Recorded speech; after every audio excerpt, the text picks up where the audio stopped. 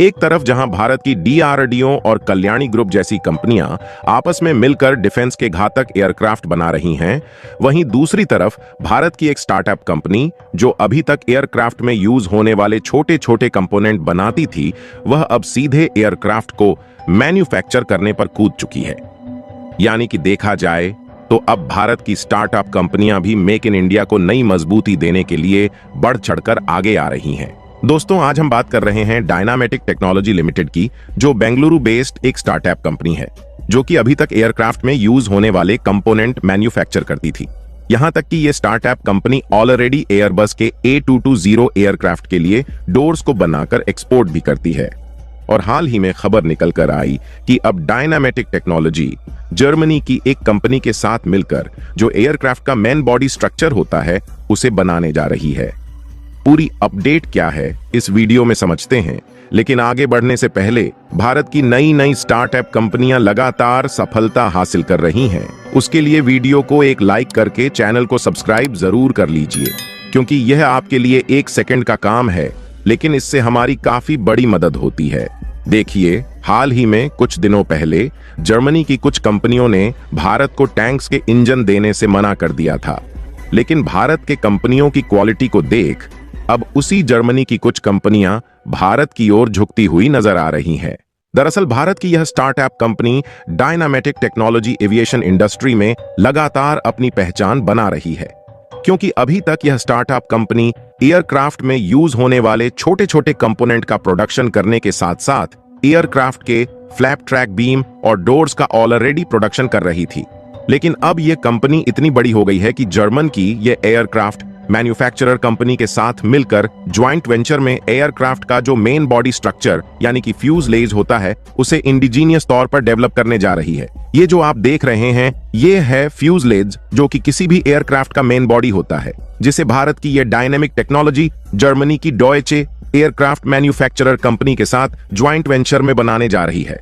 और भारत की private startup company होकर एविएशन के मामले में मेक इन इंडिया को बढ़ावा दे रही है, जो कि भारत के लिए एक बहुत बड़ी बात है। और कमाल की बात यह है कि डॉयचे एयरक्राफ्ट मैन्युफैक्चरर कंपनी ने भारत की डायनामेटिक टेक्नोलॉजी को खुद सिलेक्ट किया है कि वह D328 इको एयरक्राफ्ट के लिए फ्यूजलेज को बनाने का काम करें। और आपको बता दें कि जिस एयरक्राफ्ट के लिए भारत की डायनामेटिक टेक्नोलॉजी बॉडी स्ट्रक्चर को डेवलप करने वाली है, वह कोई छोटा मोटा प्लेन नहीं है, बल्कि डॉयचे एयरक्राफ्ट कंपनी द्वारा डिजाइन किया गया एक मॉडर्न प्लेन है, जिसमें अब मेक इन इंडिया भी अपना रोल निभाने जा रहा है। वैसे तो इसकी डिजाइनिंग जर्मन कंपनी द्वारा ही की जाएगी, लेकिन इसका जो मेन बॉडी है उसे बनाने के साथ कुछ इंटीरियर कंपोनेंट भी इंडियन कंपनी के द्वारा ही डेवलप किए जाएंगे। और D328 इको प्लेन जो कि इंडियन और जर्मन की कंपनी मिलकर बनाने जा रही है, उसकी बात की जाए तो यह एक 40 सीटर की नेक्स्ट जनरेशन वाली टर्बो प्रॉप एयरक्राफ्ट है।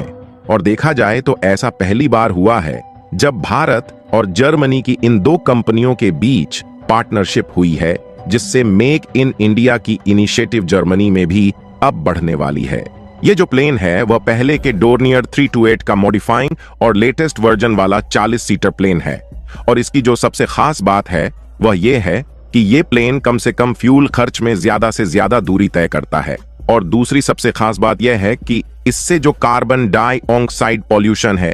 वह भी न के बराबर होता है, और इसीलिए यह प्लेन एनवायरनमेंट के लिए चैंपियन प्लेन माना जाता है। इसके अलावा D328 इको को पूरी तरह से सस्टेनेबल एविएशन फ्यूल और पावर टू लिक्विड दोनों तरह के फ्यूल पर संचालित करने के लिए डिजाइन किया गया है। और सस्टेनेबल एविएशन फ्यूल की खास बात यह है कि इससे लगभग ना के बराबर कार्बन डाइऑक्साइड निकलता है, जिससे एनवायरनमेंट में फैलने वाले प्रदूषण को 95% तक कम किया जा सकता है। यहां तक कि इस फ्यूल को भारत में ही बनाया जाता है, तो संभवतः इस एयरक्राफ्ट में भी भारत का ही फ्यूल उपयोग किया जाएगा। और देखा जाए तो डॉयचे एयरक्राफ्ट और डायनामेटिक टेक्नोलॉजी के बीच यह पार्टनरशिप भारत की एविएशन इंडस्ट्री के लिए एक मील का पत्थर साबित होने वाला है। और आपको लग रहा होगा कि इसे बनाने में तो काफी लंबा समय लग जाएगा, लेकिन कमाल की बात यह है कि इस मॉडर्न और एडवांस एयरक्राफ्ट को बनकर तैयार होने में 2028 या 30 तक का टारगेट नहीं रखा गया, बल्कि अगले साल यानी कि 2025 में इसकी डिलीवरी भी शुरू कर दी जाएगी। और ऐसा इसलिए क्योंकि भारत और जर्मन की यह कंपनियां अभी से इसके डेवलपमेंट पर काम करने जा रही हैं। और ध्यान दें तो डायनामेटिक टेक्नोलॉजी के लिए डॉयचे एयरक्राफ्ट के साथ प्लेन मैन्युफैक्चरिंग के लिए पार्टनरशिप में काम करना उतना भी बड़ा मुश्किल काम नहीं होने वाला, क्योंकि इस समय यह इंडस्ट्री लगभग 750 बिलियन डॉलर की इंडस्ट्री हो चुकी है और ऑलरेडी एयरक्राफ्ट के छोटे छोटे कंपोनेंट मैन्युफैक्चर करने के साथ साथ एयरबस के पैसेंजर प्लेन के लिए दरवाजे का भी निर्माण कर रही है, जहां इन दरवाजे के निर्माण में भारत की यह कंपनी डिजाइनिंग से लेकर डेवलपिंग तक इंडिजीनियस तौर पर कर रही है। और इस समय भले ही भारत की यह कंपनी दूसरे देशों की कंपनियों के साथ मिलकर एयरक्राफ्ट को डेवलप कर रही है, लेकिन अब वह समय दूर नहीं है जब भारत की यह स्टार्टअप कंपनी खुद स्वदेशी तौर पर डिजाइनिंग से लेकर डेवलपिंग तक प्लेन का निर्माण करेगी। यानी कि देखा जाए तो अब भारत की कंपनियां एविएशन के मामले में भी अपनी पहचान विदेशों में बनाना शुरू कर चुकी है। और आपको बता दें कि भारत का एनवायरमेंट एविएशन मैन्युफैक्चरिंग के मामले में काफी सूटेबल है,